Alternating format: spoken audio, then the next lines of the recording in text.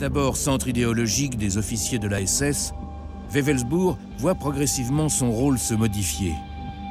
Le château accueille désormais des cérémonies, mariage aux accents païens ou baptême résolument non chrétien, sous la houlette du grand prêtre Willigut. Tandis que Noël est remplacé par des célébrations du solstice d'hiver à la lueur de torches. À l'abri derrière ces quatre murs, Himmler peut s'adonner à son obsession. À Wewelsbourg, Himmler concrétise certains de ses rêves extravagants. Il renoue avec ses idéaux de jeunesse, il revisite les sagas d'un monde médiéval, d'un monde germanique perdu. Un vrai terrain de jeu, en somme. Himmler remplit Wewelsbourg de reliques et d'objets à la gloire de la culture germanique.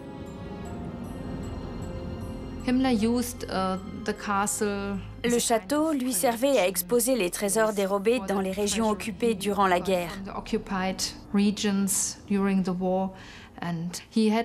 Et il avait accumulé énormément de toiles, de tapisseries, de tapis. C'était un peu sa salle du trésor personnel. Le Reichsführer n'est pas le seul nazi à avoir mis la main sur des objets d'art et des antiquités.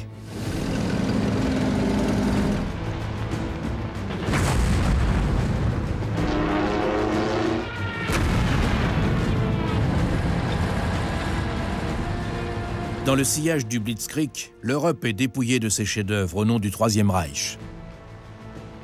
Des membres de la SS, appartenant notamment à l'Annenherbeux, arrivaient à la suite des forces d'invasion pour rafler le contenu des musées et tout envoyer en Allemagne. Les reliques saintes sont également convoitées. À Vienne, le palais de la Hofburg abrite la lance du destin, la sainte lance qui aurait percé le flanc du Christ sur la croix. Les nazis lorgnaient dessus, car d'après la légende, le dirigeant qui posséderait la lance du destin serait béni des dieux. Hitler croyait, dit-on, que le propriétaire de la lance deviendrait le maître absolu de la planète.